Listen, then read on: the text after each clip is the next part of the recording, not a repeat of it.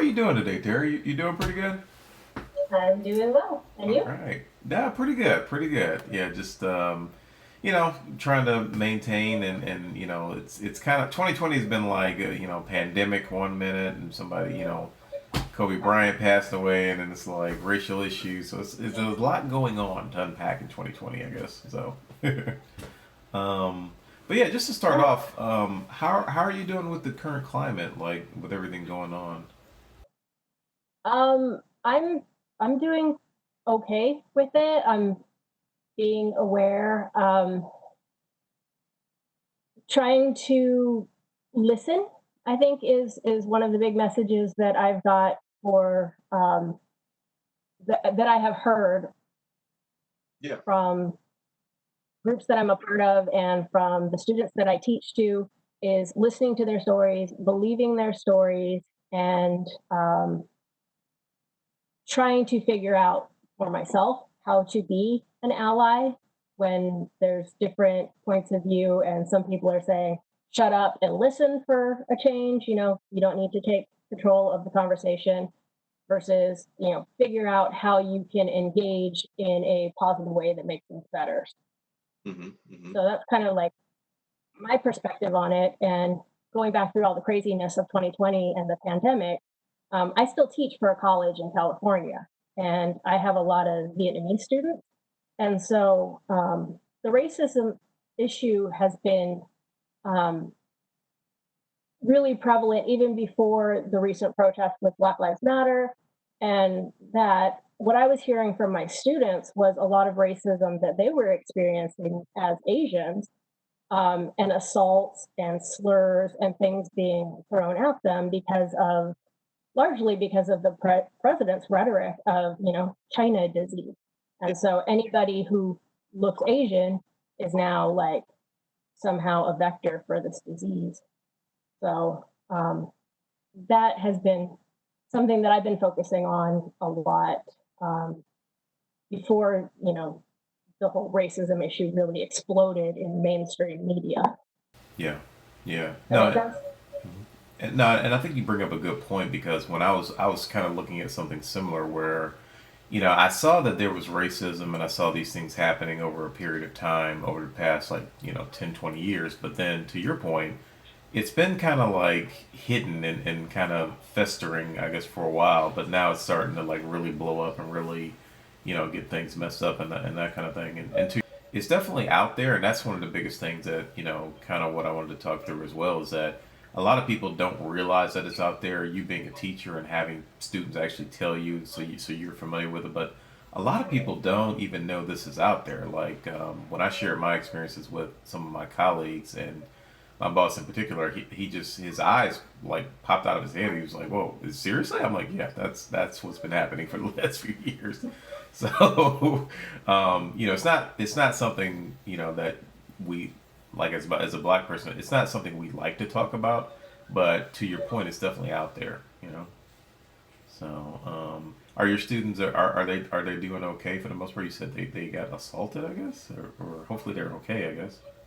Well, Um, yeah, by and large, they're okay. But I think another thing that was mentioned, I had a doctor from India stay at my house. That was about a year ago, and we were talking, and he said when he came to the U.S., he didn't understand why moving about the city, he started to just feel angry, like, and he was just, what's going on? Like, I don't understand why I'm feeling so like so much angst when I get home at the end of the day. And then he realized it was like all of those little subtle racial interactions and um, just not really being treated with respect or being treated with suspicion. It started to build up because they're not or what's the word I'm looking for?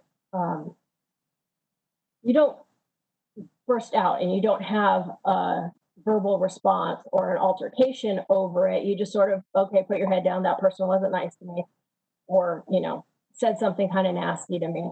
Um, so I think my students in that respect are doing the same thing. And I think the writing assignments that I give them allow them to express that and vent some of that internalized anger or angst that they feel Mhm. over the situations. But yeah, I mean, they're okay. They're not. Nobody was, physically harmed. Sure. Um, yeah, not permanently, but psychologically, I think those things build up in a person when they experience that Yeah. nonstop for a while. No, I think you're absolutely right. Yeah, and I was talking to someone about that the other day. The fact that when I'm in situations, for example, or if I see a police or something like that, I automatically have more of a not like kind of like a guarded, like, all right, well, hopefully this person doesn't act weird or do something strange.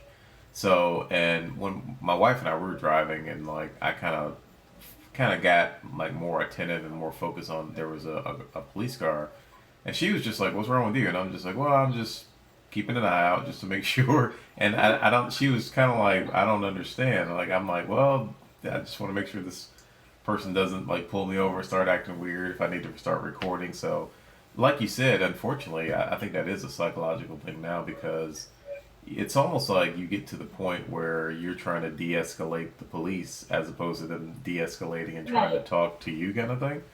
And same thing with what you were saying with your colleague. I totally get it. It's like you're walking around, you're being essentially normal. You're just like, oh yeah, I'll go get some coffee, this that, and the other. But then you have somebody, you go to get coffee, and somebody's just looking at you like they want to like beat the crap out of you or something. It's like, all right, where's this coming from? Right. Like you're brown, you must be a terrorist. And I'm like, I'm Hindu, actually. Right, right. Like, yeah. Anyway, it's kind of funny, like that people see other cultures as sort of monoliths and associated with a particular stereotype, and they're afraid of that stereotype. So anybody who looks like that stereotype, or maybe looks like that stereotype, is now a threat.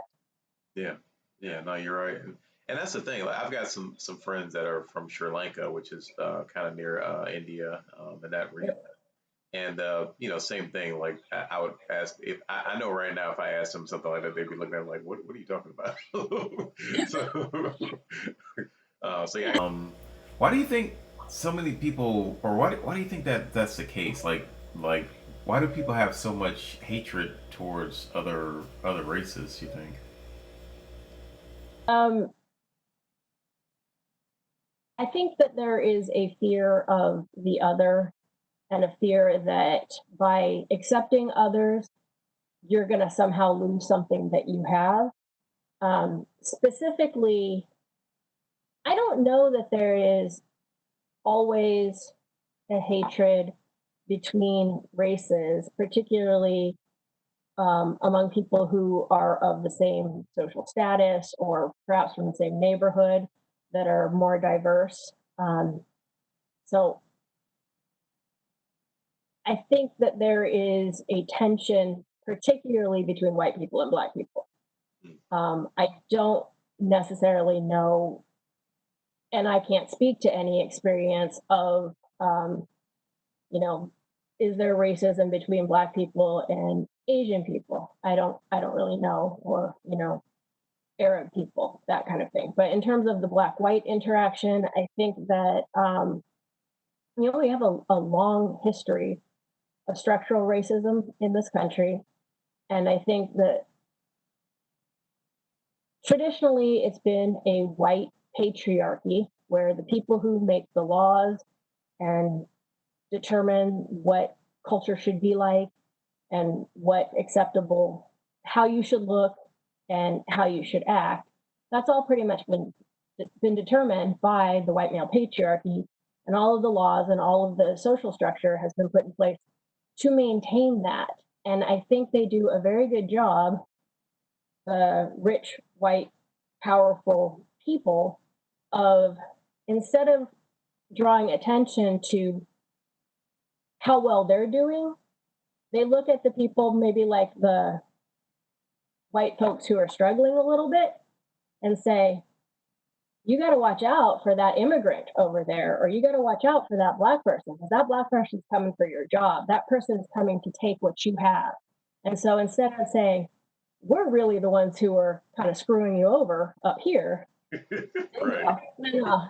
It's those guys who are taken from you. Those guys that are coming for you. It's those guys that are going to take your house Mm, or rape your women or etc. yeah. Yeah.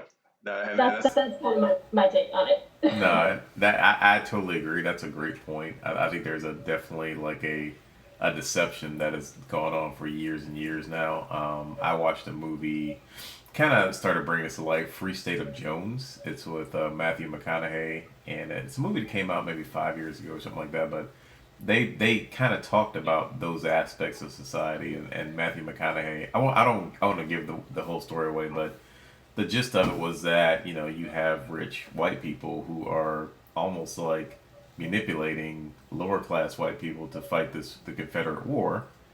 And meanwhile, Yeah. while they're out fighting, the rich white people are just like, yeah, go ahead, just yeah, go ahead, get those the black people and get all the Union people, you Yeah. know. it's like, and they're Look at sitting how we're there. exploiting from you or harming you. Look at them because that's the threat over there.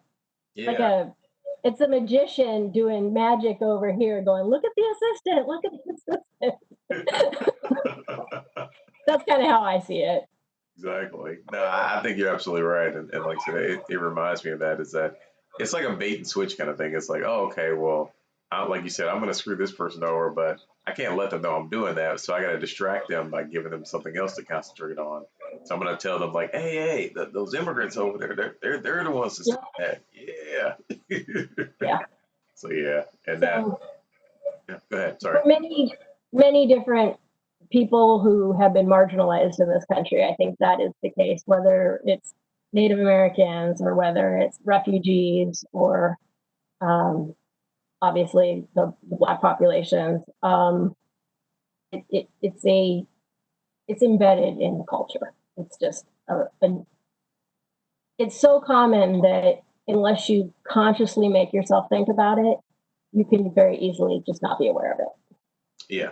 Yeah, no, and I think that's a great point. Yeah, like you said, it's like a lot of times what I'm finding as I talk to people is that a lot of people don't even realize that they have like a predisposition, or hopefully I'm using that the right way, a pre like thing in their head that says, oh, this person and that person, I have to look at them a certain way. Whereas, in reality, and I'll use myself as a humbled example. Like I'll just say me as an example, not literal, but I could be looking at like, I don't know, a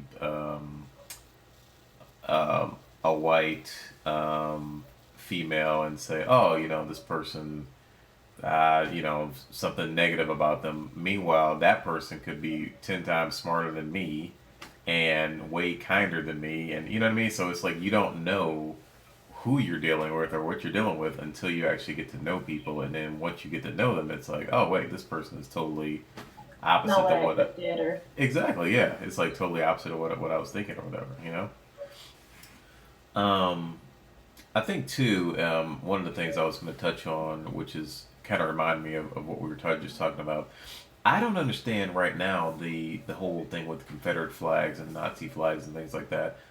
You can't be pro America and then say, oh, I like Confederate and Nazi stuff because it's like America and the Nazis fought in World War II, and then America and the Confederates fought back in the 1800s. So it's like those flags and those standpoints are almost like it's basically against the United States and almost treason. It's pretty much treasonous to the United States. So there's kind of like a weird oxymoron, I guess, or however you want to call it, to the people who say, ah, yeah, I want to wave the Confederate flag. But I'm like, dude, that flag tried to destroy the United States. This is the flag. You can't live in but the United States and say you want to be Confederate. It doesn't make sense. they want to sort of go back to the states as they were before the Civil War. I mean, I don't understand it. I obviously, don't wave Confederate flags or Nazi flags around. So, um, Yeah. but I think that it's a movement to make the United States that they want it to be, as opposed to what it what was envisioned when the United States was held together by the Civil War. Sure. It's sort of a revival of an old way of life that placed white people in positions of superiority and legally made that possible. So it doesn't have the legal validation anymore, but the culture and the ideal of it never went away. Mm. Yeah. Yeah, no, I hear you. How do you think we get to the point of healing? How as far as what do we need to do as a society and as United States to heal and to move past this point? Um, I don't know, honestly. I feel like we might be on the precipice of another civil war. I feel like um, people are so polarized right now, and I, you know, the racists are now out. For a long time, you could be a Nazi or a white supremacist, or do your secret racism thing and just well justify it because in person I'm nice to black people, but Yeah. at night I put on a hood and I go out and kill them. Right. So, Right. but now it's okay. Like our just the general rhetoric in this country is, well, it's protected by the First Amendment, and we can go out and we can say and do all these things, and um, our government is largely supporting it with the rhetoric that is put out there. So I don't know. I don't really have a good answer for that. I think that just comes down to, on a personal level, um, what can I do in my life to make things better for you know as many people as I can. Whether it's voting or turning up to events or educating myself and learning about other people's experiences, listening to people. Um, I mean, on a personal level, I feel like we have to take initiative to do that on our own selves. Yeah. Um, but as a nation, I don't know. I don't know. I feel like it's so fragmented and angry Yeah. that I don't know how we can calm that down. Yeah, and I think you hit a good point too. Is that I'm just seeing just the level of anger.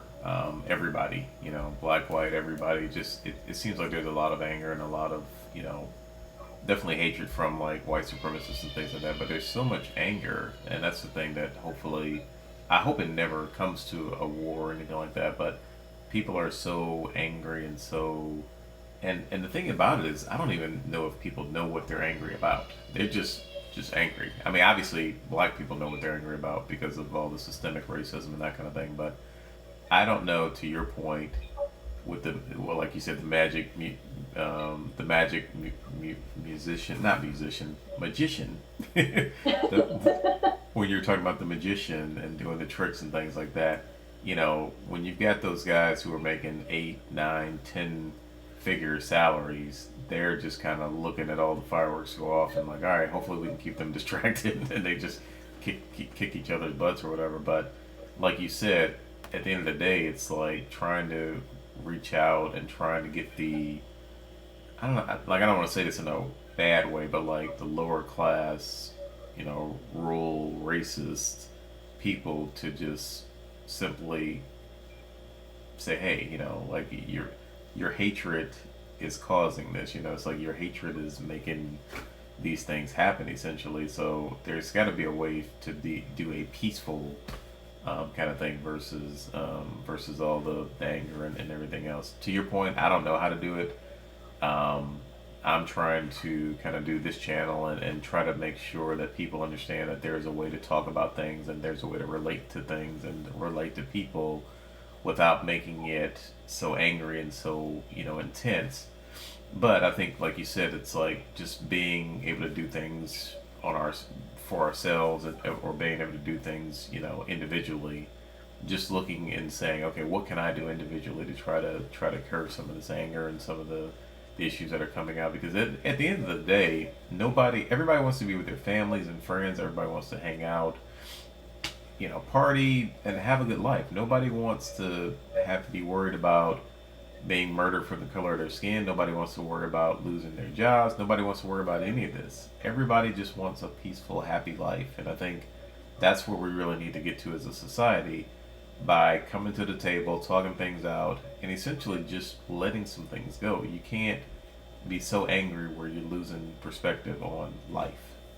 And that's kind of the way I feel about it, I guess, too. Yeah, I think white people are angry who are not who don't actively espouse racism and who believe themselves to not be prejudiced are feeling attacked and feeling angry because they're being asked to confront their white privilege and they're being asked to um, hear about other people's experiences. And I know a lot of people, I mean, I have students who write, oh, it was a very racist society and we had slaves and this was all very terrible. And then the civil rights movement happened and now everything's great and everybody's equal. I mean, there are people who really believe that Yeah. and think, like, well, why are Black people so angry? Um, you know, laws have been put in place, the slaves have been freed, they have the vote. Why are they so angry? Like, and it's really hard to look inside yourself and see that, yeah, you probably do have some prejudices that you didn't know about and make yourself aware of them. And to look at the overall structure and how white people, maybe they're not actively racist, maybe they're not actively trying to push anybody down, but they're complicit in a system that is has been set up from the get-go to hold some people down. Yeah. So I think right now, with aside from the white supremacists and the neo Nazis and the Boogaloos and um, that's a whole scary thing, and the Proud Boys and that kind of stuff. Aside from that, I think there is just a lot of anger among white people for being accused of being racist or being accused of being complicit and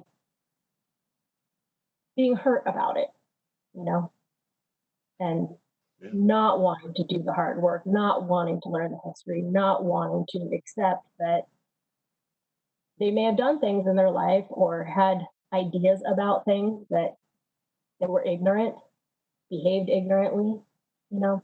I think some of the anger comes from that, and a lot of that anger is caused by hurt. They feel hurt that they held those positions or that they're being called out for having views or ideas or saying things that might not be appropriate, but they didn't realize were inappropriate. Yeah, yeah, no, definitely. Well, and the thing is too, like I think for Black people, we I don't think, or at least I'll speak for myself. I mean, I'm a professional and work every day and this, that, and the other. I've never looked at a white man being like the CEO of our company or any CEO that's a white man and looked down upon them. I said, oh, okay, that's great that they're a CEO. I've never had any issue with somebody being high ranking that's white.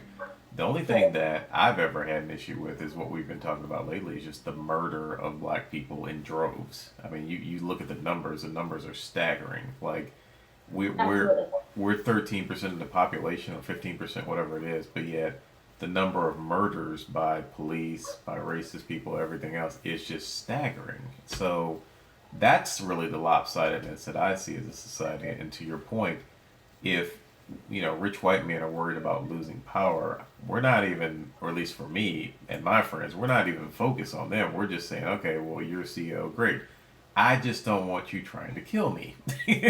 That's where we draw the line, because at the end of the day, you go home to your family, I go home to my family. You make more money than me. That's great. We'll take that. But trying to actively, shoot down and murder people and hate people, that's just ridiculous. It's like, guys, you gotta let that go. You can't hate somebody so much where it's like actively affecting who you are and potential jail time for you. It's not even worth it. Yeah. About the police. Yeah. I really feel like, I mean, okay, there's always not all cops are bad, but again, it comes back to that, well, they're complicit. And I do feel like there is it's an authorized, because they're given a badge and they're given guns and they're given the authority and the power to take somebody's life. And I really kind of think it is um, a gang of thugs who are systematically targeting Black people. I don't think it's an accident. I don't think it necessarily always comes down to implicit bias. FBI reports from going back to 2003, I think, they were already talking about white supremacists infiltrating police forces and how Wow. we need to be concerned about that. Hmm. I Okay, didn't know if that. you Wow. are a Okay. member of like a white supremacist group and you want to have that power and authority and not be classified as being a part of a hate group, then why not? You don't require very much training to become a police officer. Why not go and become a police officer? And then, hey, they're going to give me a badge and a gun, and I can say he threatened me and just shoot him. Right. Right. Yeah. No, So you're. I think that's problematic. Yeah. No, you're And right. And that's the thing. Like, I think there's actually a Republican that mentioned this on the news. Trey Gowdy. He was mentioning that too. Is the fact that like when you look at these situations, like the guy in South Carolina, he shot a guy and planted like a fake gun. Gun or this guy, did this.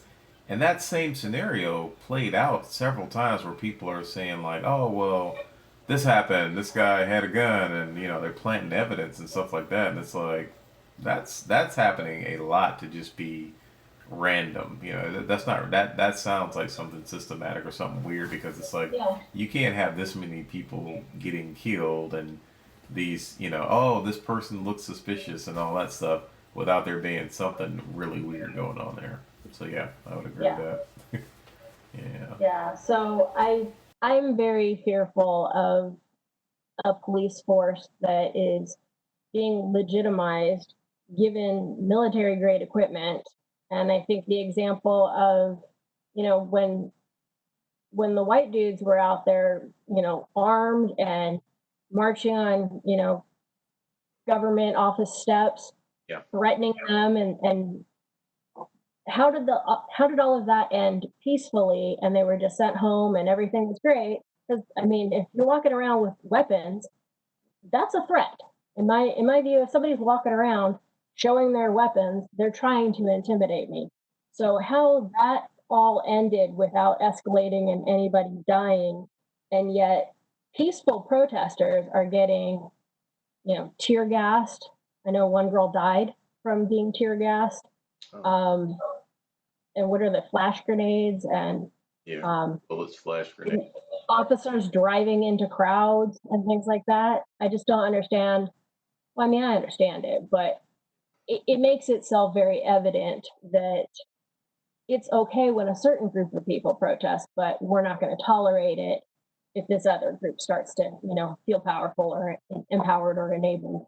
We need to put this down because these people are dangerous. Not the guys walking around with the guns, but the peaceful protesters are somehow more dangerous because, I don't know, they're brown. Exactly. So, Exactly. I saw that. uh, I was in disbelief about that myself when I saw the guys marching on the Michigan Capitol. I'm like, wait, so these guys came in here with ARs and all handguns, and nobody batted an eye, but yet the black protesters are somehow the most dangerous threat in the United States. Really? Like, seriously? Like, so yeah, the hypocrisy is weird. I'm just like, no. So you guys obviously are you definitely. It's like you guys expect us to like not see the hypocrisy in this. It's like you have literally like a military grade group come up to threaten the offices of the government, but yet black protesters are somehow more dangerous than them. Really? So yeah, it's insane. yeah. So I again, I don't think that's accidental. I think that's, a very intentional. act to quell what is seen as a rebellion, Hmm. and to not let it grow, and to try and intimidate people into not protesting and to just maintaining the status quo. Yeah. And the sad part too is like everybody, racist people and people who are up to no good are using all of this energy to do all these hateful, negative things. And it's like, think about how much energy you could put into, instead of hating people, like going out to help homeless veterans on the street, or just people who are starving on the street. Things. I mean, our homeless population, especially with vets, are increasing astronomically year by year, but yet nobody's paying attention to them. I was reminded too. My wife and I, we went out and we put some care baskets together for people downtown, and we were handing out baskets and everything like that. It was like basically toiletries and things like that for people who are homeless. And I just remember seeing that those numbers and those people that are homeless. That's black, white. That's everybody that's homeless. So your Yep. people, my people. You know what I mean? It's like everybody is, the homeless population is increasing. Nobody's putting any energy to that, but yet all the energy is going into hating other people. It's like, why don't you stop buying so many guns? Pick up some care packs, pick up some things that can, some food and some things that can help these veterans, and other homeless people that are out there, and try to put that towards that instead. It's like, come on, guys. Um, well, I'm part of a Women Against Racism group on Facebook, and so I've kind of just been paying attention to what some of the questions and the dialogues that have been opened up in that group. Okay.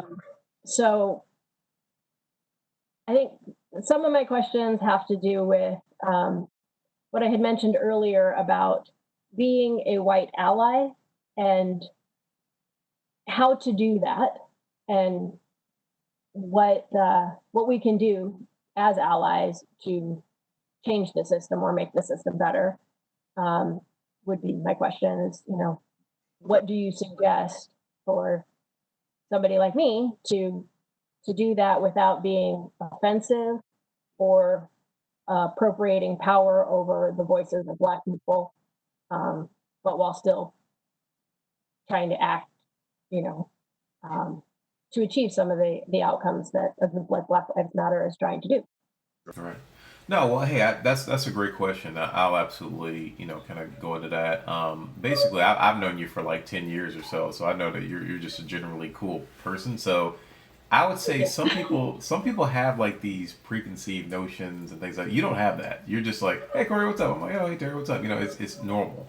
So I will say, like, as an ally and somebody who I would just say is just basically normal person, just kind of trying to educate people who are not up to speed with things. So, for example, me, I've come to you and or hung out with you and your husband and things like that, and vice versa. So we know each other. We know how we talk, how we interact, that kind of thing. A lot of people are literally hesitant and like almost afraid to talk to other races, especially black people. So I would just say educate them, and you can even give them the example like, hey, a black guy named Corey, and he's pretty decent, I would think. I mean, and just educate people. Just like, it doesn't even have to be like, I would say media, as well as using cell phone. Like if you see like people, they're calling people like Karens now that are out there just causing trouble. Record them, put them on social media, and be like, look, this is unacceptable. See this example right here? This is not cool. But I would just say, yeah, just educate. If you gave me a short list of people who, like you said, I would consider an ally and somebody you can just talk to, and you would definitely be on that list. So I would say, educate people who are not, up to speed with that thought process, and just let them know. Like, if you approach a black person or an Asian person or a white person or whoever, just talk to them normally. It doesn't have to be something weird or something, like you don't have to be, you can tell people you don't have to do anything extra weird. You don't have to be like, hey, what up, Corey? What's going on, bro? No, just hi, sir. How are you? That's good. We don't, you don't have to do all that. That's not necessary. So just stuff like that. Like Okay. I think there's like a preconceived like I'm supposed to be all like, yeah, you know what I'm saying? Nah, and I'm from Detroit. I don't talk like that. Like, so relax. Don't do that. you know? So, I was going to ask you actually. I didn't know, I didn't remember where you were from because we met in California and then you're in New York. Now you're down in the South. mhm. So I had forgotten that you were from Detroit. So that's interesting. And Yeah. And, when I was a I'm sure teenager, that is an experience in itself. yeah, yeah. When I was a teenager, I talked slang and was into hip hop, that kind of thing. Yeah. As a teenager, I'm like in my 40s now, so I'm not doing all that. I'm a grown man. So, but yeah, definitely the education piece. A lot of people don't realize that there's a really, and I'm even learning more stuff now too. There's a really dark, morbid history with racism. I mean, things that I knew about just in general. I've read articles on lately, and I'm just like, what the, like that happened? Like, like so it's very disturbing the way the history of things. So just definitely educate other white people and just let them know, like, hey, it's okay to just say hi to somebody. You don't have to be extra. you know? Yeah, I think a lot of people feel like they have to be extra just to prove that they're not prejudiced. Yep. I was nice to this black person, so I can't be racist. Or I've got a black friend, so I can't possibly be racist or have ever done anything racist. Or, you know, Yeah, yeah, no, exactly. should in speech, do you refer to yourself as African American or are you black? And when is it appropriate to use those terms? I just use black. Me and my family, we just say black person, white person. I mean, I'm not offended by African American. If you say, "Oh, you're an African American," I know what you mean. Some people get weird by that, and they're like, I'm not African American." It's like I just prefer black. I'm black. You're white. That's simple enough, you know.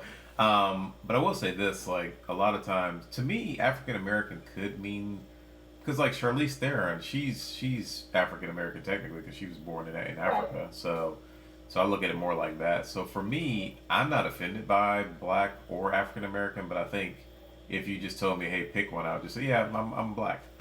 So makes it Okay. simple. Yeah.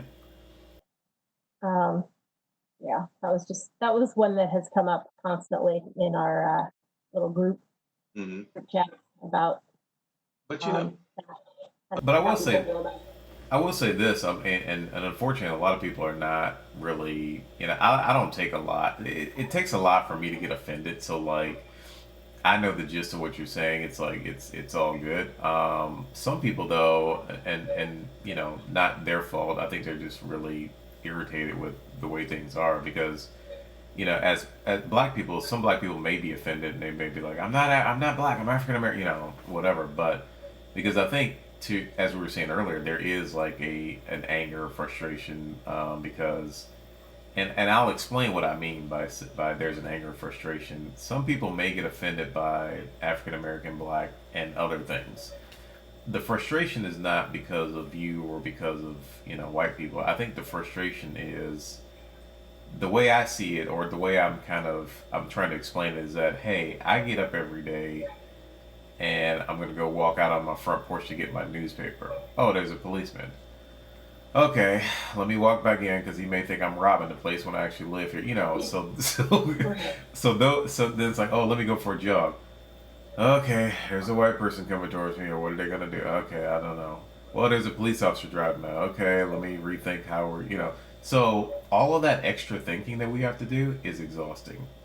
Yes, it is and absolutely exhausting. I I hear you, and I can't really say that I've ever experienced that, but I believe you when you say it. I've certainly observed it among my friends having that experience, so I know that it's real.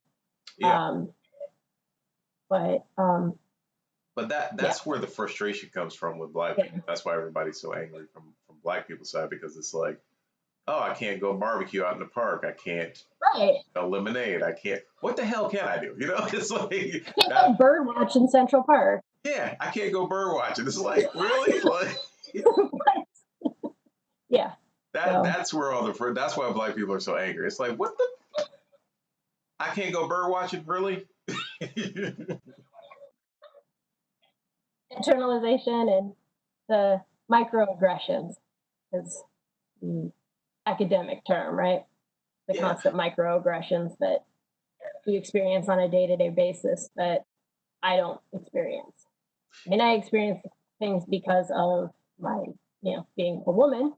I experience sexism and other things that, create some of those same feelings, but certainly not on that level of, I can't go out to get the paper or check my mail without fearing that somebody's going to think I'm robbing my house.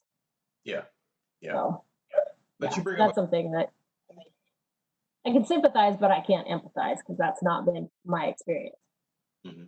But you bring up a good point as far as like sexism and things like that. It's that exact same kind of fatigue. I think when you like if you go to a car or a bar or a club or something like that, you see some guy who's like you're not interested in, but they're just like hey how you doing? And it's like no, just I don't want to be bothered with you like that. Yeah. It's not as intense, but it's similar to that same type of thing. Yeah. So. Pretty good example. So Okay. Um, so I have another question because this may seem like a silly question, but how do you feel about the term woke and wokeness and the appropriation of that term by white people who, well, I'm woke. What do you think about that? I mean, I guess it's all right. I mean, I haven't seen.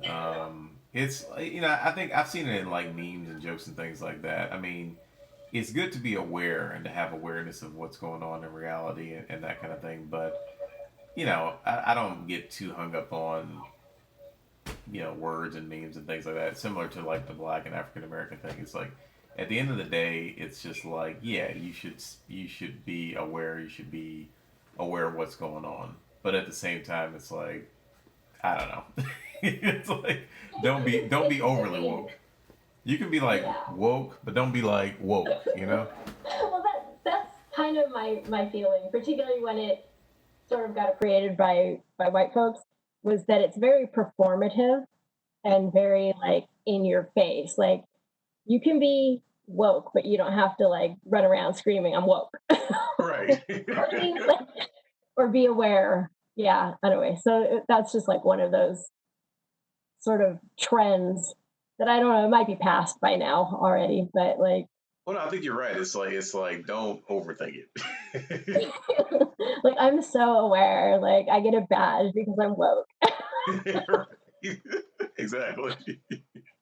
Exactly. Totally dropped it. I dropped in my like Valley, California accent there too. That's funny. Exactly. And I even think too, Um, it's weird. Like I've seen people. I like there was like a public service announcement, so they're like, "Oh, I take responsibility for my white privilege." I'm like, okay, like, all right, sure, great, steel metal. right? Oh, yeah, right. It's like you don't have to. Yeah, thank you, but you don't have to bring that much attention. It's like we're trying not to focus on racism so much. Anyway, yeah, but that's all good. Yeah. Okay. Um, so since you've lived all over the place from California, well, from Detroit, California, and New York, and now in the South, how have your experiences differed in those different places? Your experience of racism. Did I freeze up here? Yeah, it froze a little bit. Can you hear me now? Yeah, Yeah, I can hear you now. I did notice. Notice some different definitely some differences in different climates. So, for example, Detroit was very segregated, but yet I've never had any major issues in Detroit. Moving out to California, never had any major issues with people, but police were definitely seen more aggressive in California. I noticed. And it kind of took me by surprise because in Michigan and Detroit and other places, I've had interaction with police that were not that aggressive. I mean, they were just they were being police, but it wasn't like I didn't feel like threatened. Whereas California, it was almost like an energy of like feeling threatened almost, and I'm like, whoa, all right, this guy is pretty intense, that kind of thing. Um, I would say New York was. I absolutely love New York. I didn't really have any issues in New York. I did have one issue with a New Jersey police officer pulled me over because I had an out of state license plate. What was weird is that I had a rental car from the airport, but they had like an Arizona plate or something like that. So guy pulled me over in New Jersey as I'm driving. He's like, "Where are you going?" I'm like, "Well, I'm going to the grocery store and I'm going back to my hotel because I was consulting at the time." But it was a very weird interaction, very aggressive, very like, "Where are you going with that car?" And I'm like, "It's a rental car. I don't know, like." So the interaction was very aggressive, and they had me in the parking lot for like a half hour, checking plates, running my, doing all this stuff. And at the end of the day, they gave me back my information. I think they were just like trying to find something wrong, but they couldn't find anything. And I'm just like, I, there's nothing going on here. There's nothing. Like, I don't know why you're this amped up about me. Yeah, I don't know why you're this amped up about me going to get groceries and going back to my hotel room. I'm working here as a consultant. And I told them all this, but they were just digging Yeah. and digging, and they couldn't find anything. I'm like, guys, like, I'm sorry to ruin your day by not finding anything, but there's nothing going on here. I'm just an engineer. Relax. So that was the case. Now, I will say this too. I would say the South is definitely weirder. People who are close to the big cities are fine. Everybody's pretty multicultural, that kind of thing. You don't have really any issues near the big cities, but once you get to the rural areas, yeah, unfortunately, yeah, there is like this. There's fear. There's like hesitation. I mean, and I can't quantify it, but like the energy just felt really different driving through like Mississippi and Alabama. There was a weird kind of negative energy about it. I mean, it didn't seem very nice or safe. So the interaction with people was very bizarre because I would just say, "Oh, hey, how you doing?" And they're just like, just kind of look at you, and it's like, okay.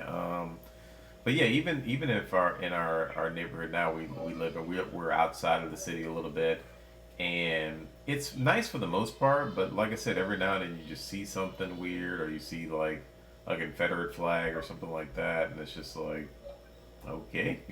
So it's just that kind of thing. But yeah, it is. It's definitely. I didn't feel like my life was at risk in Michigan or and I don't here, but I don't feel like it's a warm and fuzzy feeling here necessarily either in the South. So unfortunately.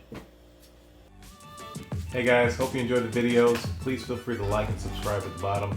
And please leave your comments. We want to hear from you. We want to hear about ways of reconciliation. But we also want to hear about subject matter you want to talk about on the show. So give us a shout, like, subscribe, comment.